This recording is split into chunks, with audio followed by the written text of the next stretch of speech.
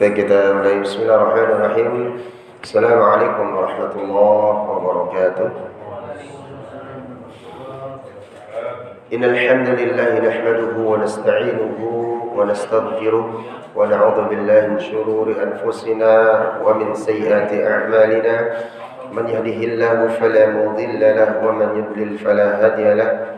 Asyhadu an la ilaha illallah وأشهد أن محمدا عبده ورسوله لا نبي بعده.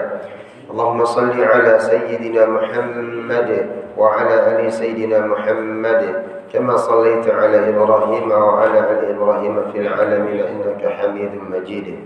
الحمد لله ألف بيننا وألف بين قلوبنا فأصبحنا وأمسينا بنعمة الإيمان وبنعمة إخوانا. الحمد لله.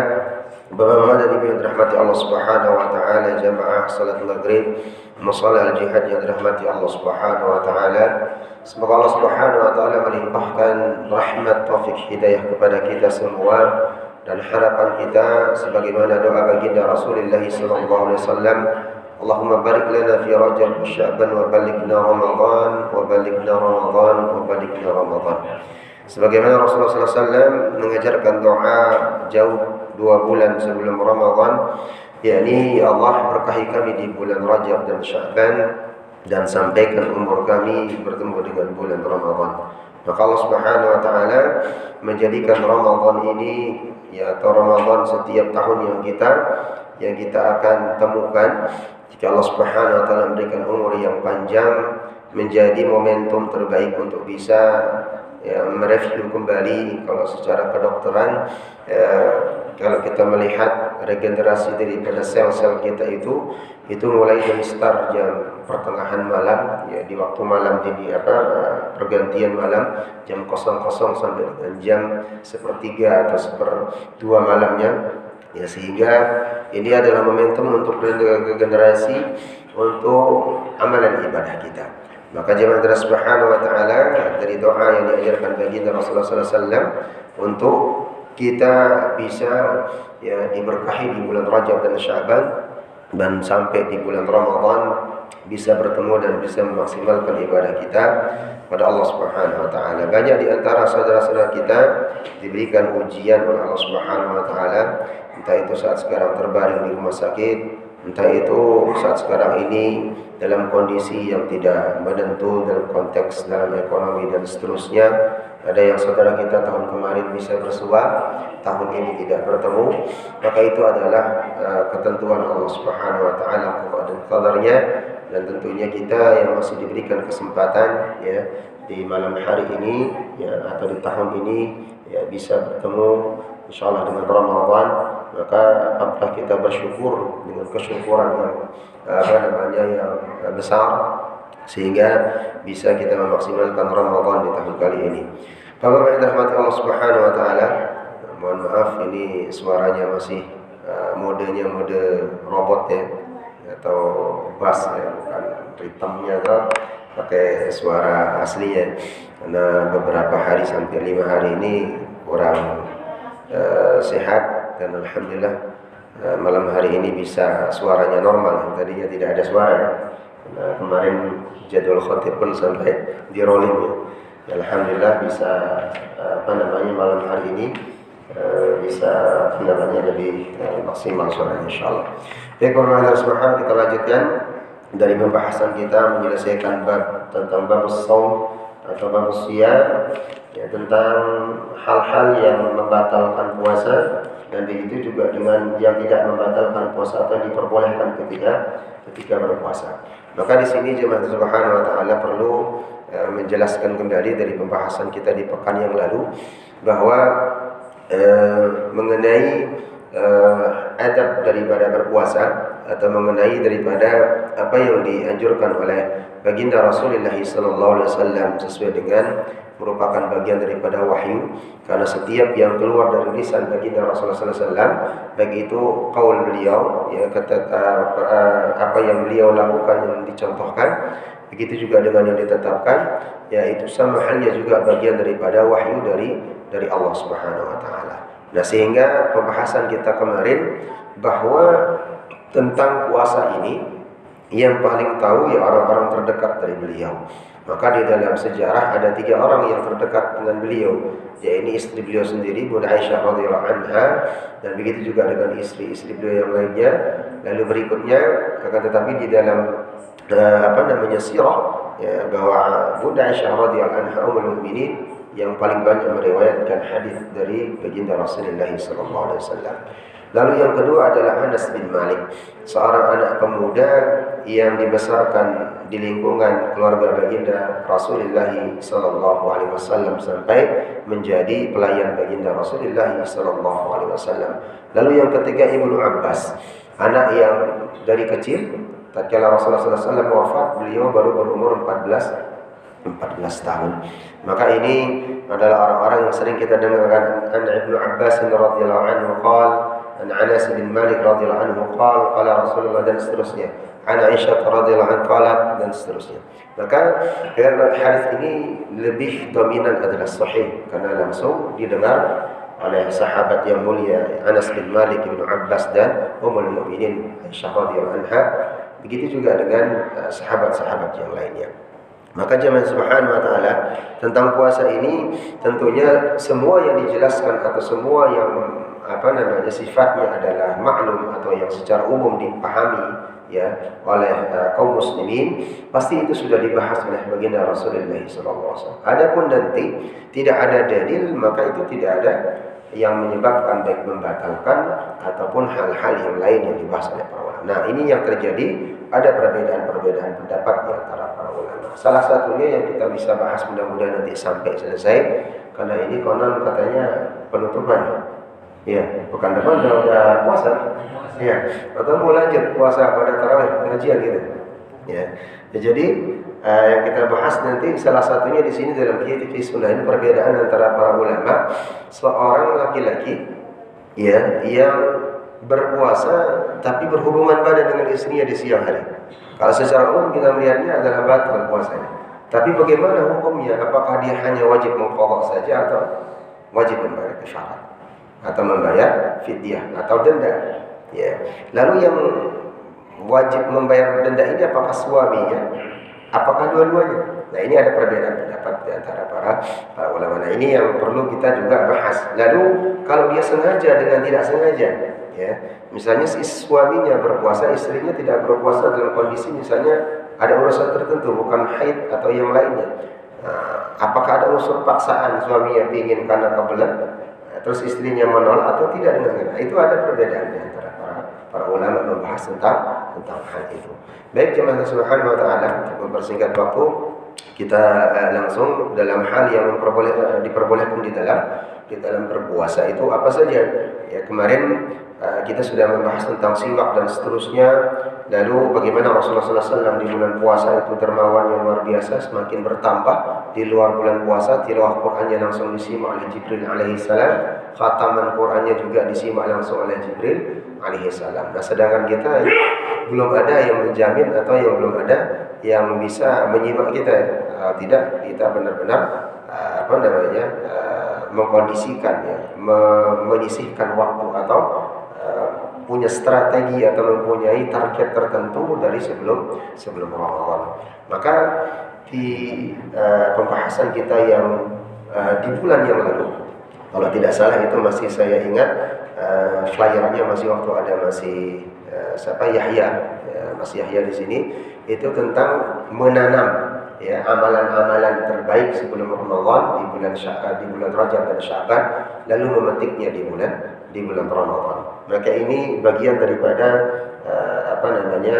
muara sekarang, sebagaimana Imam Dunun Al-Mishri mengatakan bahwa Rajab dan Sya'ban itu adalah, Rajab itu bulan kita memilah-milih daripada bibit yang terbaik, mana ibadah-ibadah yang terbaik kita akan sungguhkan, ini kita latih dan seterusnya pilih. Lalu berikutnya di Sya'ban ini mulai sudah dipupuk.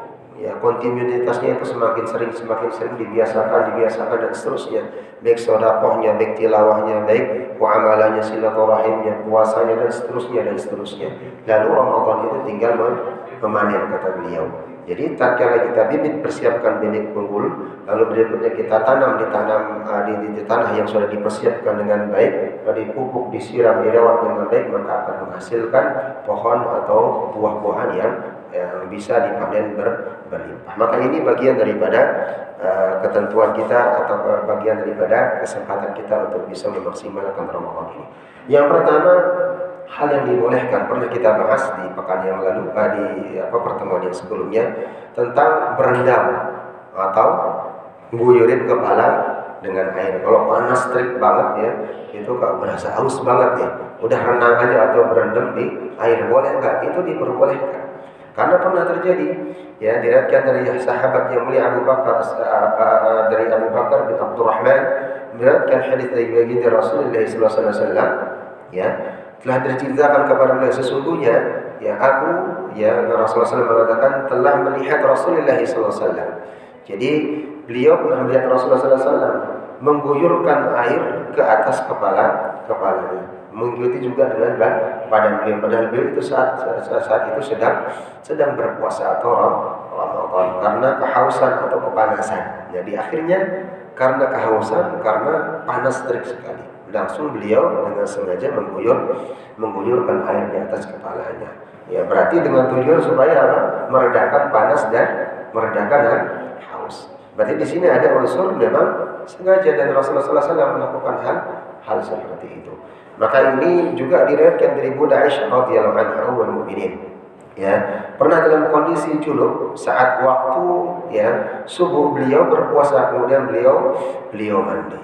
Ya, jadi sama halnya juga. Tatkala kita misalnya berhubungan suami istri malam hari, ya, tiba waktunya sahur, kita makan sahur dulu. Lalu tatkala akan tiba waktunya salat, kita mandi junub. Sah nggak salatnya? Sah. Sah nggak puasanya? Sah. Ya, jadi konteksnya adalah hal itu juga pernah terjadi di zaman Rasulullah SAW, dan Rasulullah SAW itu melakukan. Tapi ada catatannya, jika ada air yang masuk ke dalam rongga mulut tanpa disengaja, ya, dia mengguyur kepala, terus ada yang masuk tapi tidak disengaja, maka puasanya tidak batal. Tapi kalau disengaja, berbeda masalah, ya, maka itu akan membatalkan puasa. Nah, kemarin kita membahas ada perbedaan pendapat para ulama tentang celak, tetes mata, ya, begitu juga dengan obat tetes telinga, tetes hidung dan seterusnya. Bagaimana? Maka ini sebagian ulama mengatakan itu tidak membatalkan puasa. Ya, ini dipegang oleh sahabat Anas radhiyallahu anhu, meriwayatkan bahwa ia sendiri memakai celak, ya, waktu bulan Ramadan itu beliau sedang berpuasa. Nah, ini juga dipegang juga dari mazhab Imam Ibnu Hanifah, ya, atau Hanafiyah. Begitu juga dengan Ibnu Umar Anas bin Abi Thaufah, ya, mengatakan bahwa hal yang sama, tidak membatalkan puasa kalau kita pakai celak tetes mata, karena alasannya ini tidak masuk langsung ke rongga perut, ya, ke rongga perut. Nah, sehingga nanti ada yang membatalkan puasa itu mana? Salah satunya adalah hal-hal yang bisa masuk ke dalam darah atau masuk ke dalam rongga perut kita, ya. Tapi dia langsung berhubungan ke rongga perut, ya. Begitu juga dengan mencium bau, ya, mencium bau, ya, atau wangian dan seterusnya. Lalu bagaimana hukumnya tatkala seorang suami mencium istrinya, atau sebaliknya istrinya mencium suaminya, ya. Maka di sini ada syaratnya bagi orang yang bisa menahan hawa nafsunya. Nah, ada perbedaan pendapat para ulama. Ada yang mengatakan makruh, ada yang mengatakan tidak makruh atau tidak membatalkan puasa. Kalau dia menimbulkan syahwat, maka ini menjadi makruh, ya. Akan tetapi di sini ada hadis yang disampaikan oleh Ummul Mukminin Bunda Aisyah radhiyallahu anha, mengatakan bahwa Nabi Muhammad SAW pernah menciumku atau istrinya yang lain pada saat itu beliau sedang berpuasa, ya, dan mencumbu istrinya yang lain padahal dia juga sedang berpuasa. Maka di sini Umar, pernah kita baca di pekan yang lalu, kalau tidak salah di awal bulan pembahasan tentang ini, Datang kepada Rasulullah SAW. Celaka kata Umar. Ya Rasul, ada apa Umar? Kata Rasul. Celaka aku ya Rasulullah. Aku telah melakukan kesalahan. Ini bulan Ramadan aku sedang mencium istriku. Ternyata ada syahwat di sana. Ada syahwat, ada keinginan, ada sengaja dan seterusnya. Maka di sini Rasul mengatakan, ya, ra'aitu law tamadmadta bima'in. Ara'aita law tamadmadta bima'in wa anta sha'imun. Bagaimana pendapatmu? Ini Rasul langsung nanya kepada Umar, wahai Umar, tadi kan kamu mengatakan, mengadukan kepada aku, kau mencium istrimu sedangkan ada rasa syahwat dalam menciumnya. Ada syahwat dalam menciumnya. Lalu Rasul bertanya, ara'aita law tamadmadta bima'in wa anta sha'im. Bagaimana pendapatmu wahai Umar? Kamu sedang berkumur-kumur nih, hendak berwudu, sedangkan kamu sedang berpuasa. Faqultu, kata Umar, la ba'sa bidzalik.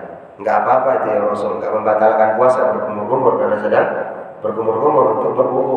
Faqala Rasulullah sallallahu alaihi wasallam, dan Rasulullah SAW mengatakan kepada Umar, fa fima. Lalu kenapa kamu menanyain hal yang tadi? Sama ternyata. Ya, jadi hukumnya sama. Mencium istri walaupun dengan syahwat, ada syahwatnya, bisa ada bangkit syahwatnya, ya.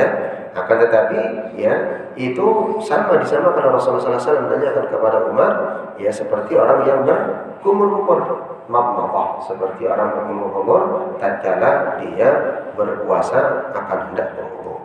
Tapi ada sebagian para ulama yang mengatakan itu makruh. Nah, saya lebih memilih ini untuk menjaga-jaga, gitu ya. Yang namanya syaitan, yang namanya kita, kecuali kita malaikat, yang namanya malaikat keterusan nanti ya berlanjut. Wa na'udzubillah, bisa terjadi berhubungan dan bisa menyebabkan kafarat.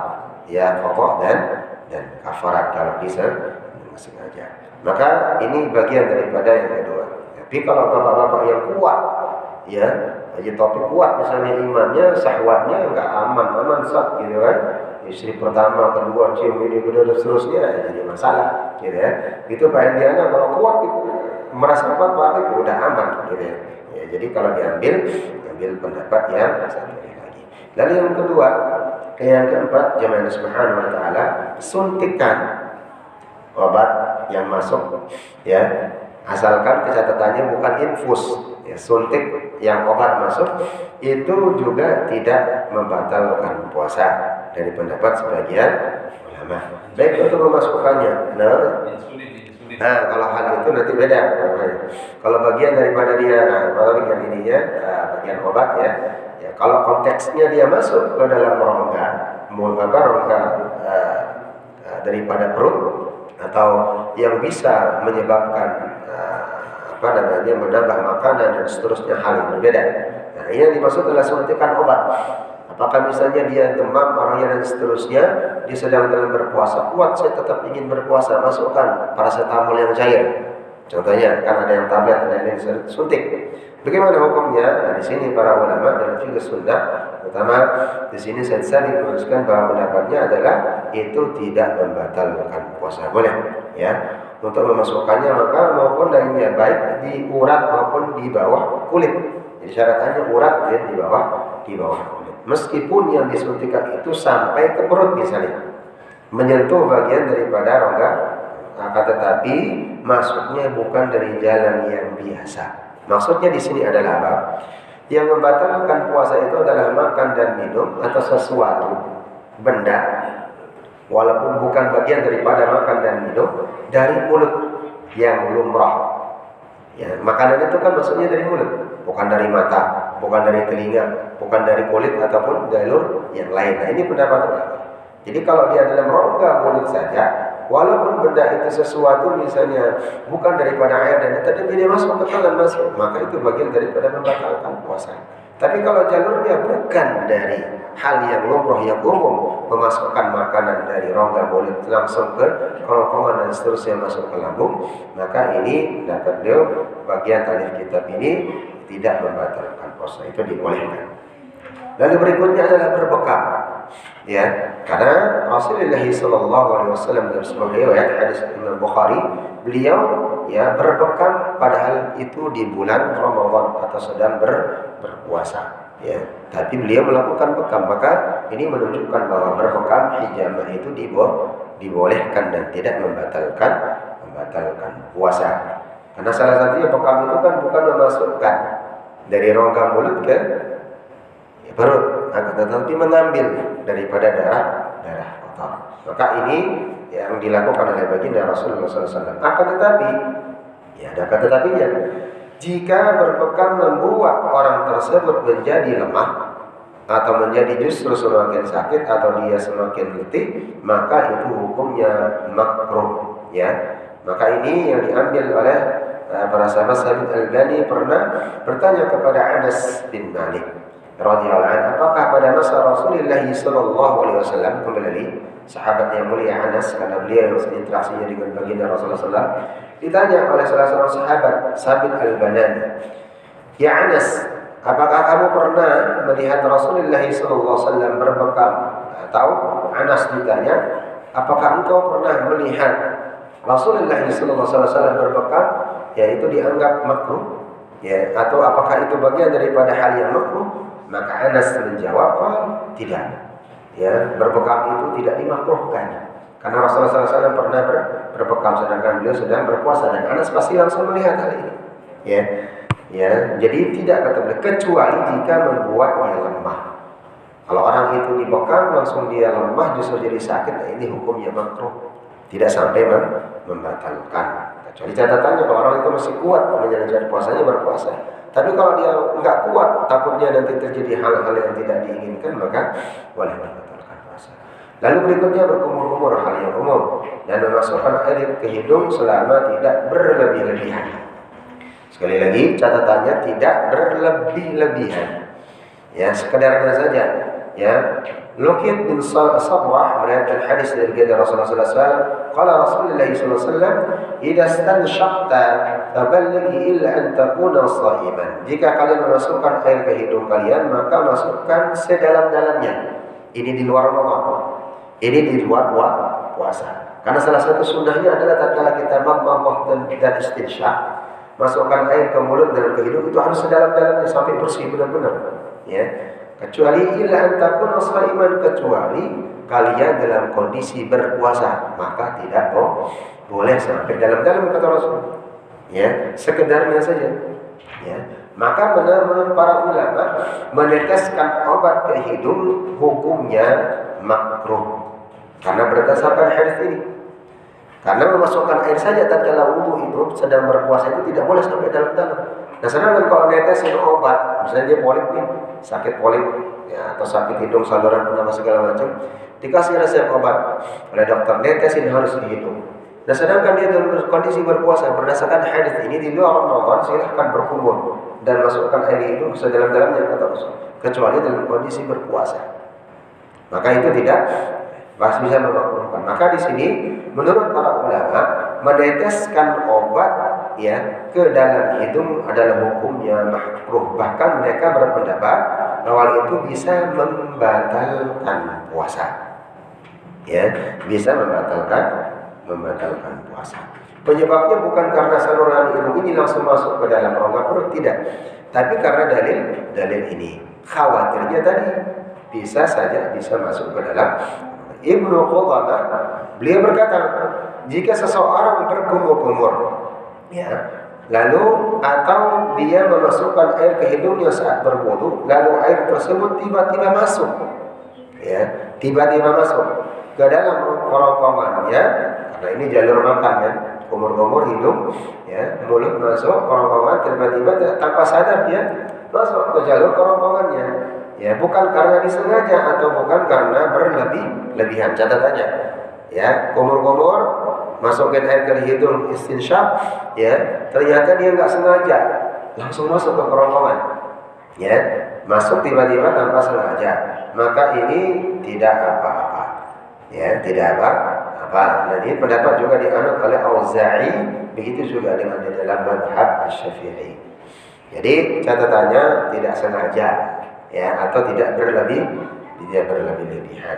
Dan ada pun riwayat yang lain berpendapat yang merupakan pendapat Ibnu Abbas radhiyallahu anhu, ya, Ibnu Abbas, ya, begitu juga dengan Malik dan mazhab Imam Hanafi, ya, mengatakan bahwa hal itu membatalkan puasa, langsung pada poin Ibnu Abbas.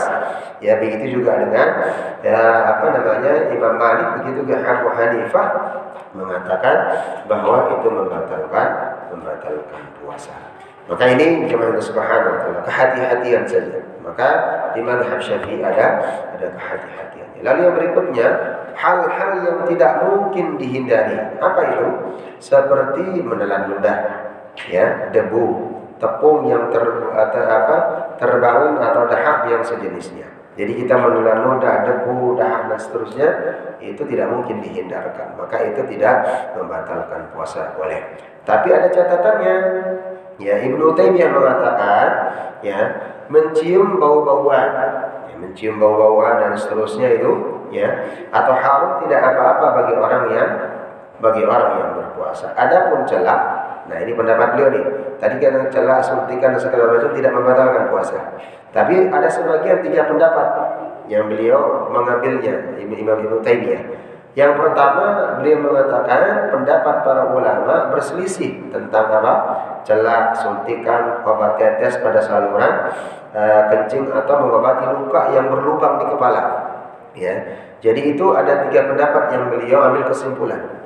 Pertama, kata Imam Ibnu Taimiyah, ada yang berpendapat bahwa tidak satu pun dari perkara-perkara tersebut, baik celak, obat tetes, hidung dan seterusnya, kuping dan segala macam, mengobati luka yang berlubang di kepala, itu tidak ada satupun perkara tersebut yang membatalkan puasa. Boleh, ya.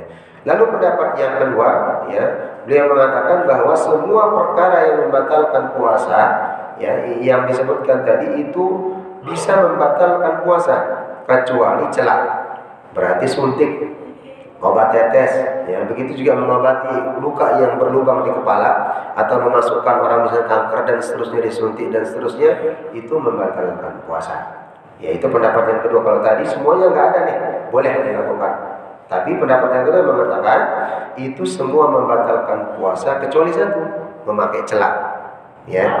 Lalu berikutnya pendapat yang ketiga, ada pendapat yang mengatakan bahwa yang membatalkan puasa yang disebutkan tadi semuanya perkara itu membatalkan puasa kecuali 2, obat tetes, ya, dengan celak, ya, obat tetes atau dengan celak itu sendiri, ya. Jadi ada 2, kecuali obat tetes dengan celak. Lalu pendapat yang keempat mengatakan bahwa dari perkara tadi semua itu bisa membatalkan puasa kecuali obat tetes saja.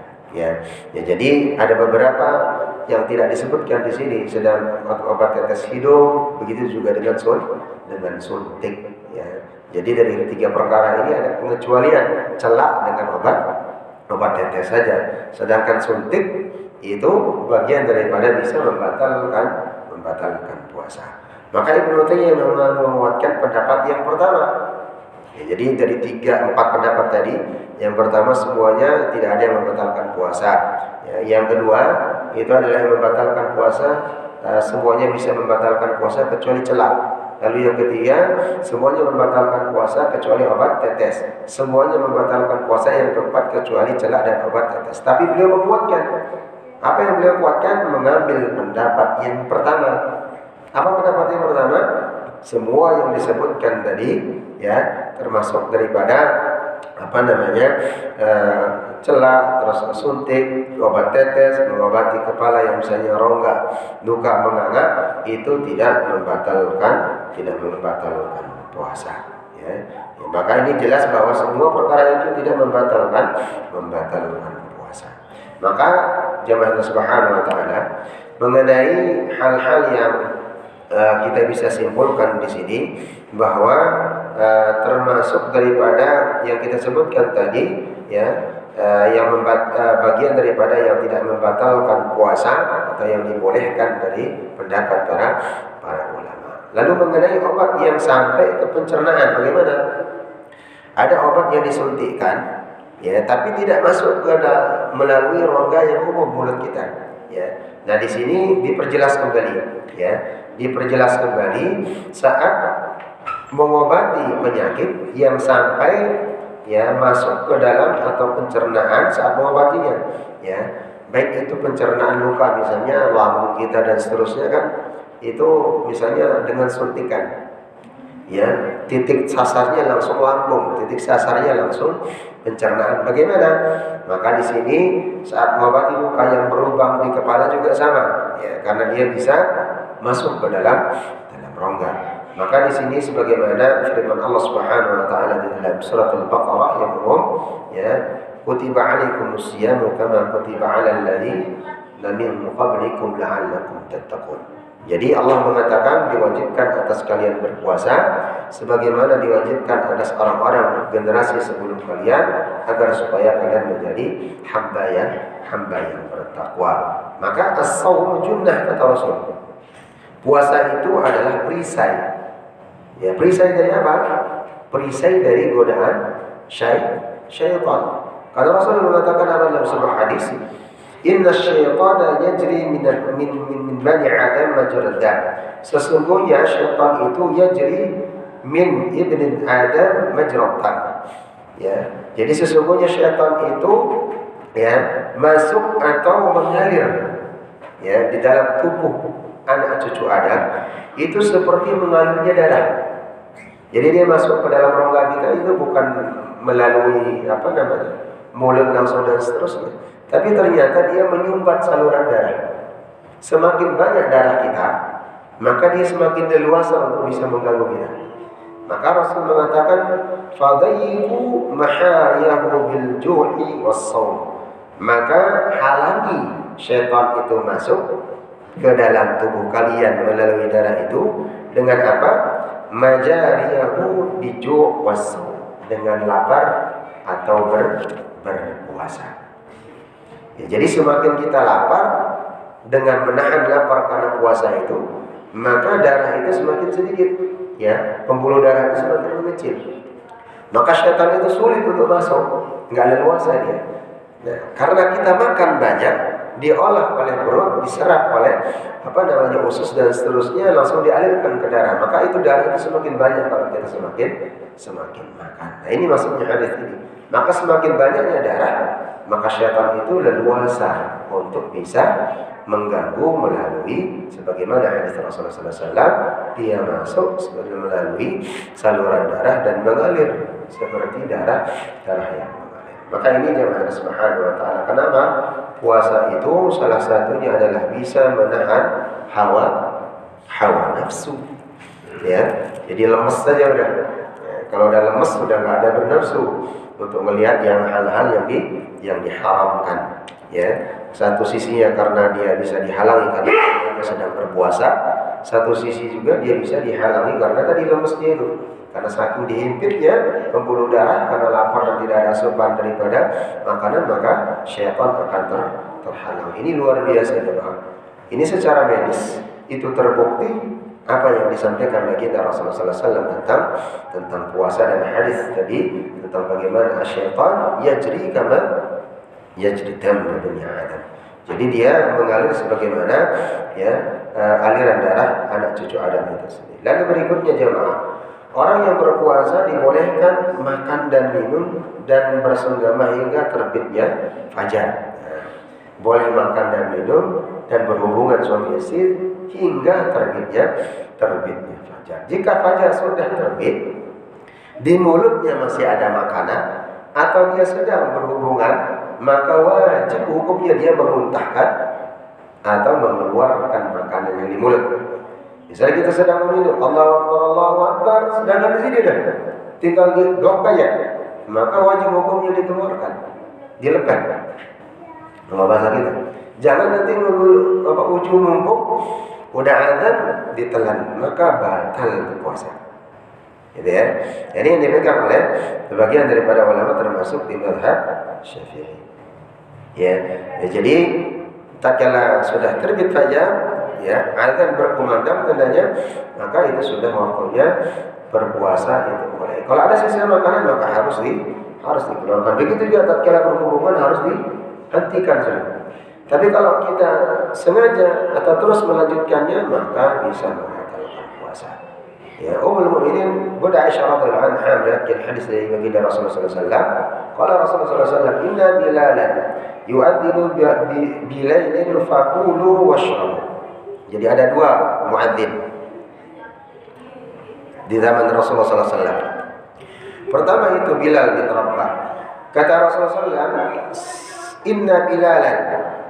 Apabila Bilal itu mengumandangkan azan bilaili di malam hari, faqulu, maka kalian makan, washrabu, dan minum, hatta yu'adzina bin Ummi Maktum, sampai terdengar azannya ya Ibnu Ummu Maktum. Kalau azannya Ibnu Ummu Maktum itu menandakan sudah waktunya mau subuh. Jadi Bilal azan malam ya maghrib itu tandanya makan, minum, faqulu washrabu ya. Tapi kalau sudah Ibnu Ummu Maktum azan, maka itu sudah tandanya sudah selesai, tidak boleh makan dan minum. Lalu ketika waktu subuh orang yang berpuasa tidak mengapa masih dalam keadaan junub.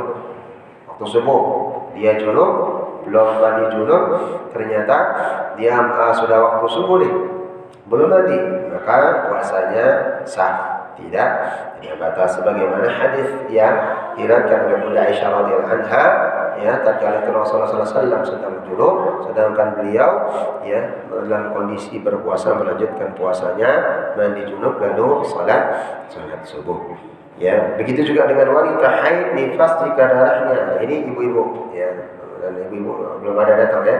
Wanita haid atau ibu-ibu yang nifas ya, jika darahnya mereka berhenti di malam hari. Ya, malam hari ini kan waktunya malam hari itu, kalau itu sudah boleh dia waktunya berpuasa dan setelah untuk makan dan seterusnya ya, maka boleh dia menangguhkan mandinya. Jadi berhenti dia mantap di malam, misalnya jam-jam 10, boleh dia menangguhkan mandinya nanti ya.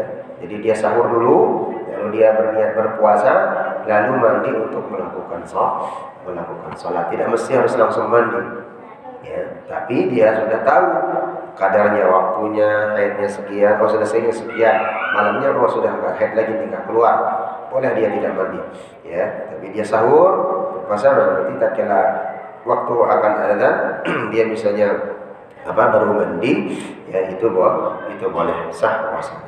Lalu apa hal-hal yang membatalkan puasa jemaah? Ada dua. Yang pertama, kata para ulama, yang membatalkan puasa itu hanya wajib mengqadha saja. Lalu yang kedua, dia membatalkan puasa wajib mengqadha dan wajib membayar kafarat. Jadi ada dua itu saja ya. Apa yang membatalkan puasa tapi hanya wajib mengqadha saja? Makan atau minum dengan sengaja.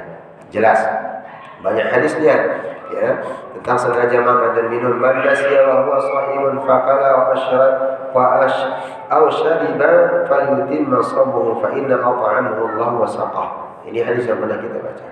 Siapa orang yang ia berpuasa ya, tapi dia lupa ya, dan dia pada dia itu berpuasa lalu dia makan dan minum, lupa dia puasa, maka hendaknya ia meneruskan puasanya, karena yang demikian itu adalah makanan dan minuman rezeki dari Allah. Tapi kalau sengaja maka batal. Dan Abu Hurairah mengatakan, man aftara fi ramadhana nasiyan.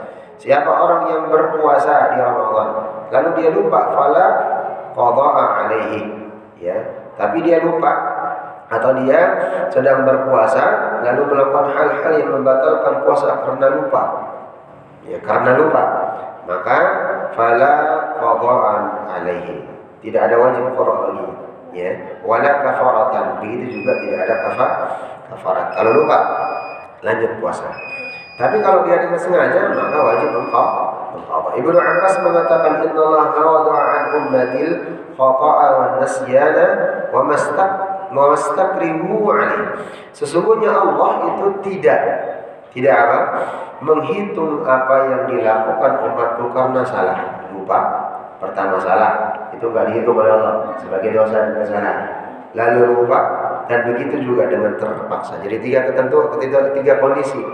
Allah itu tidak menghitung, kata Rasulullah SAW, dari kesalahan dosa hambaku karena dia pertama itu karena salah karena dia lupa, ya, karena kesalahannya itu karena lupa, lalu karena terpaksa.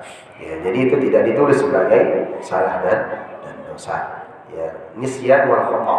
Ya, jadi lupa, begitu juga dengan salah sendiri. Lalu muntah dengan sengaja.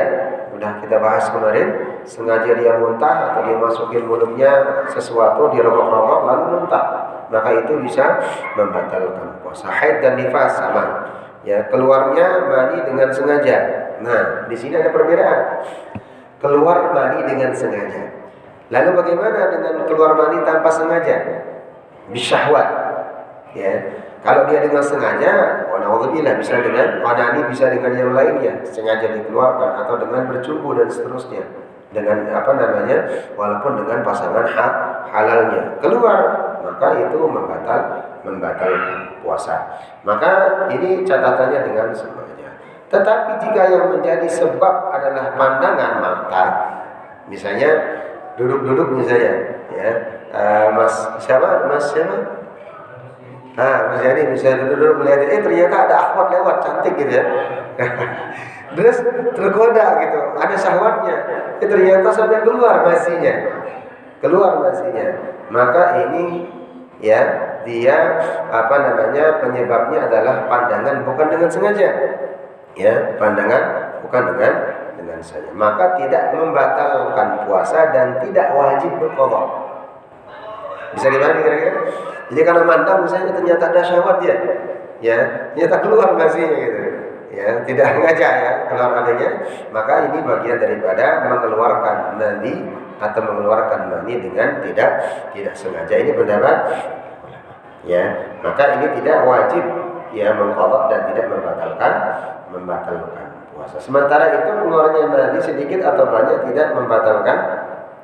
Jadi tidak berpengaruh dia banyak atau sedikit. Lalu berikutnya kita tambah 2 sebelum kita nanti akhirkan. Ini masih banyak, ya. Memakan sesuatu yang bukan bahan makanan umum, ya. Jadi dia makan sesuatu, ya, dari bukan bahan umum atau bukan makanan pokok, bisa juga membatalkan puasa. Ya, contohnya misalnya garam yang terlalu banyak. Walaupun bukan makanan, garam kan bukan makanan pokok, ya, tapi bisa membatalkan puasa kalau jumlahnya terlalu banyak. Lalu niat membatalkan puasa. Nah, ini yang sering terjadi, Pak. Terakhir saya sampaikan, rukun daripada sihhatus shaum sama dengan kita sholat itu niat. Ya, kalau tidak berniat maka puasanya tidak sah. Sama juga dengan sholat, kalau nggak niat sholatnya juga tidak sah.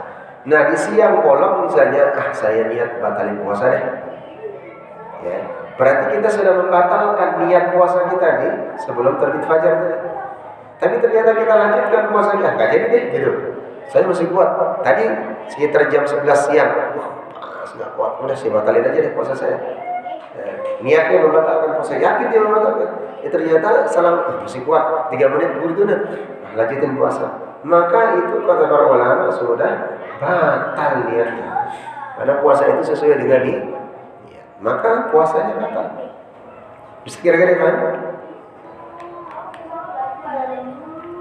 Berarti dia menafikan niatnya yang tadi di waktu sebelum fajar. Saja aku berniat puasa hari ini, fadlillahi ta'ala. Tapi tatkala perjalanannya jam 9, 11, saya mau batalin puasa deh, ya, berarti sudah dia membatalkan niat puasanya hari ini. Maka itu bisa membatalkan puasa, ya. Maka ini jadinya bagian daripada dia menghilangkan daripada rukun daripada puasa tersebut. Wallahu a'lam bishawab. Baik, ada yang ditanyakan? Banyak ya? Kenapa fidyah? Apa fidyahnya? Kalau kita itu kalau memangnya diperbolehkan membayar fidyah itu seperti apa, dan nilainya berapa itu, dan siapa yang yang berhak menerima. Nah, nanti kita belum sampai sana ya. Ini bagian bab yang ketujuh nanti di pada Isya ya. Langsung kita jawab. Itu panjang soalnya hadisnya. Ada seorang datang kepada baginda Rasulullah SAW, orang yang paling miskin di Madinah. Ya, sampai dikasih pilihan 3. Maka perbedaan pendapat para ulama terjadi di sini. Ada yang mengatakan bukan pilihan, tapi ada yang mengatakan itu pilihan yang diberikan Rasulullah SAW. Tapi wajibnya harus memerdekakan budak. Nah, pilihan satu memerdekakan budak. Lalu berpuasa 2 bulan secara berturut-turut, nggak boleh diselang. Lalu berikutnya adalah paling ringan itu adalah memberi makan 60 orang, 2 kali lipat daripada ketinggalan puasa yang tadi, yang 1 bulan. Nah, ini ada perbedaan nanti. Ada yang mengatakan pilihannya ini boleh pilih, ada yang mengatakan nggak boleh dipilih. Urutannya pertama, sekarang nggak ada budak, ya, paling berpuasa atau membayar fidyah. Seperti apa nanti yang ketentuan itu? Itu nanti insya Allah hadisnya cukup panjang ini. Insya Allah nanti kita jelaskan apa pendapat jumhur ulama, bagaimana pendapat daripada Imam Hanafiyah, Malikiyah, Syafi'i dengan Hanabilah tentang hal ini. Jadi bagus sebenarnya. Kalau permasalahan tentang fidyah orang yang meninggal atau dia kemarin kita sudah bahas, kalau tidak mampu dia misalnya mengqadha puasanya, apakah wajib dia bayar fidyah atau tidak mampu berpuasa, maka hanya cukup bayar fidyah saja. Tapi kalau dulunya dia mampu untuk mengganti puasanya tapi dia nggak mau puasa, nah ini berbeda. Kemarin sudah kita bahas. Nanti coba dikulik-kulik lagi itu di rekamannya Mas itu tentang puasa itu sama juga ya, tentang fidyah dan membayar daripada denda atau mengganti daripada puasa. Yang jelas yang sepakat para ulama tentang tatkala meninggal orang tua, maka yang menggantikan puasanya adalah waliyu. Siapa? Kerabat terdekat. Siapa mereka? Ahli waris, anaknya yang berhak menerima waris. Tapi ada pendapat para ulama mengatakan kalau ahli warisnya nggak bisa, boleh nggak diwakilkan orang lain? Boleh, asalkan ahli warisnya mengizinkan. Nah, nanti ada pembahasan selain ya, insyaallah. Jadi yang jelas tapi ada kewajiban daripada walinya ahli waris untuk menggantikannya. Gitu ya. Wallahu a'lam. Insyaallah nanti di pada Isya kita lanjutkan sedikit. Karena ini saya juga belum berani terlalu menggebu-gebu membuka suara. Karena Ramadan tinggal 7 hari, jadwalnya udah menanti. Nanti insyaallah bagus, jadwal udah siap ya. Mungkin kita di malam kedua pertama insyaallah ngisi di sini nanti saya udah siapkan di malam insyaallah. Kita cukup dengan sama-sama. Alhamdulillah. Wassalamualaikum warahmatullahi wabarakatuh.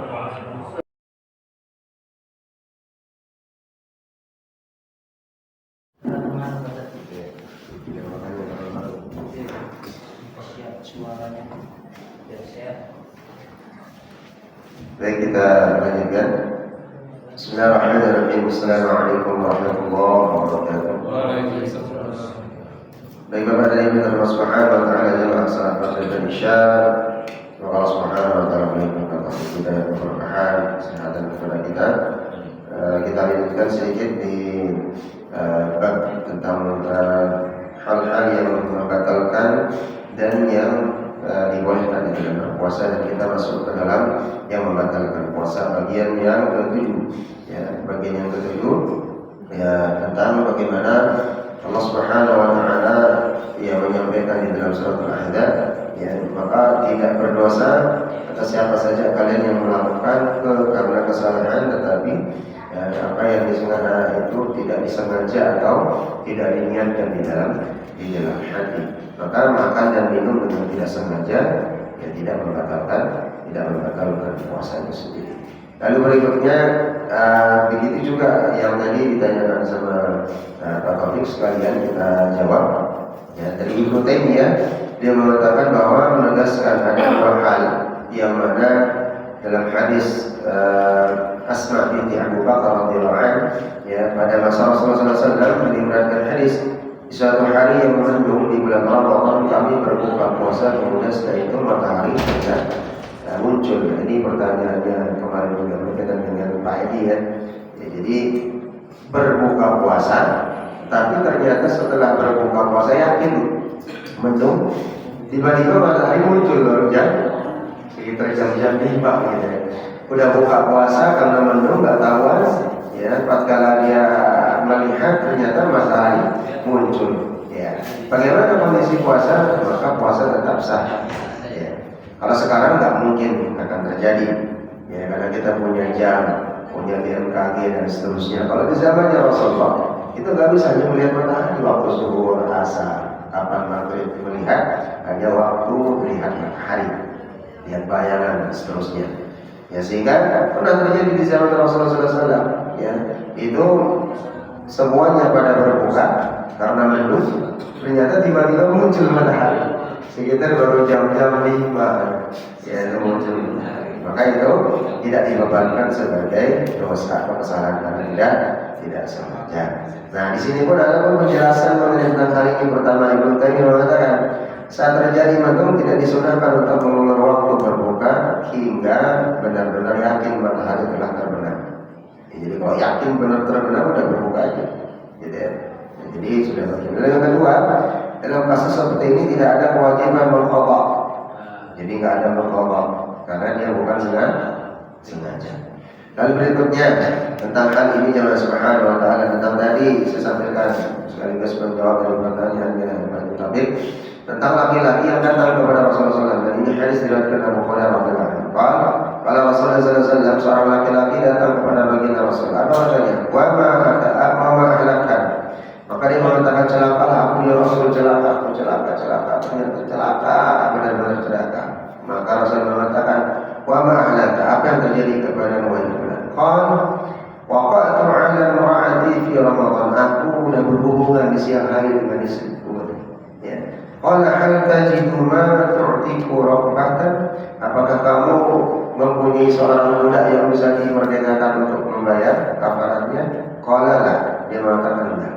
Qala fa hal tastati'u an tasumu syahrayn mutatabi'ain, apakah kamu sanggup puasa 2 bulan secara berturut-turut tanpa diputus? Qala la, enggak sanggup ya Rasul katanya.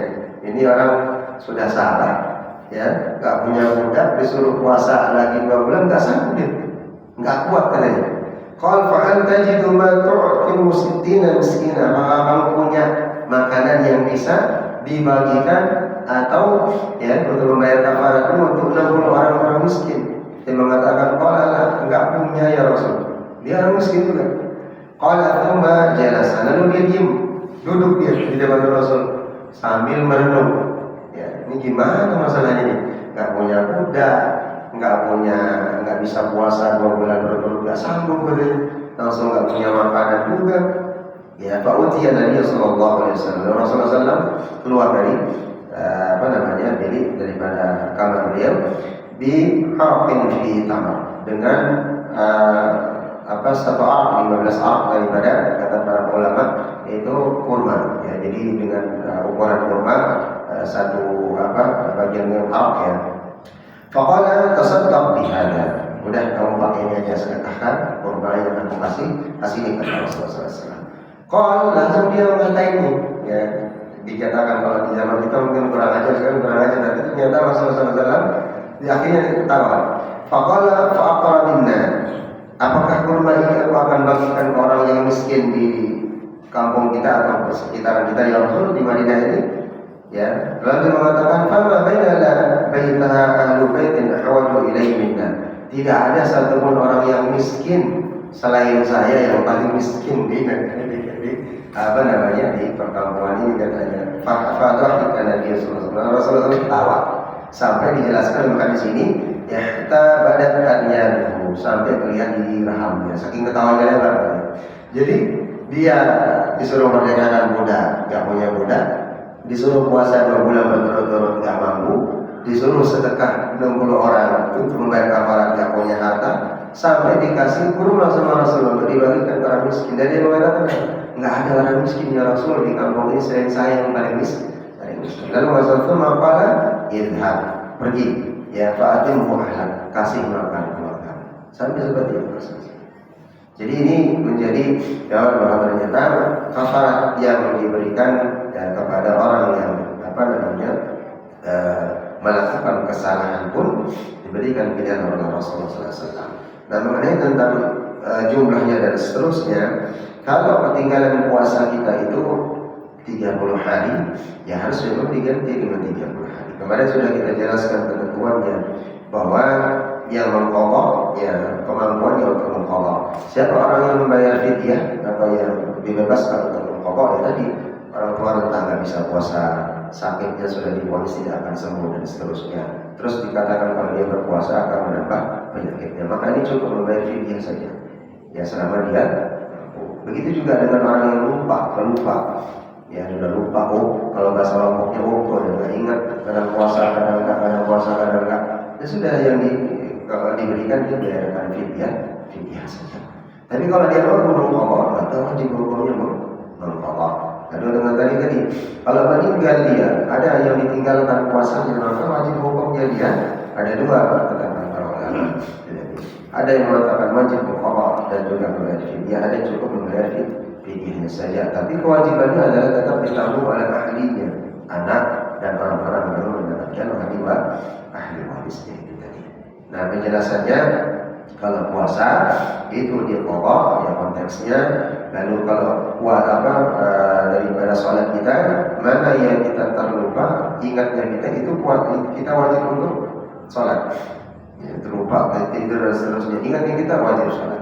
Tapi kalau yang masa jahiliyah kita ya belas puluhan tahun yang lalu kita tinggalkan sholat, maka cukup dengan kita bertaubat, itu sudah cukup. Banyak melakukan amal sedekah, amal sunnah, maka itu bagian daripada menebus kesalahan. Kalau tidak tahu dia disengaja. Tapi kalau dia disengaja, sebagian ulama mengatakan maka dia dikatakan kafir. Tapi taubat itu juga yang menyelesaikan. Bertaubat, ya, lalu berikutnya dia melakukan amalan-amalan sunnah, wajib dan seterusnya, sedekah dan seterusnya, maka insya Allah itu bisa menjadi penebus kesalahan. Wallahu a'lam. Ada yang bertanya? Cukup? Ya, mau 1, 2, 2 ya. Ini sering terjadi ya. Puasa tapi tidak sholat. Jadi sholat puasanya gugur apa? Baik. Ada pahala. Baik. Kemarin kita sudah itu bahas di pekan yang lalu ya. Jadi kalau boleh memilih, kalau pilihan ini sebenarnya nggak boleh dipilih, dua-duanya sama-sama salah. Mana memilih puasa atau memilih sholat? Puasa Ramadan atau sholat? Kalau kita dikasih pilihan ini, kira-kira kita pilih mana? Sholat. Karena sholat itu berdoain. Puasa Ramadan hukumnya wajib. Ini dengan wajib beda, atasnya ada ini itu nggak boleh ditinggalkan, nggak ada yang bisa diganti. Kalau sholat, kalau dia puasa bisa diganti. Imma itu bisa yang menggantinya berqadha atau dengan kafarat dan seterusnya. Sedangkan sholat itu tidak bisa. Meninggalkan dengan sengaja, ya, jumhur ulama atau sebagian ulama mengatakan kafir. Ya, kufur dia. Karena sudah mengkondisikan dirinya sengaja, tahu di hukumnya dan seterusnya. Maka di sini kalau orang yang berpuasa tanpa sholat itu percuma.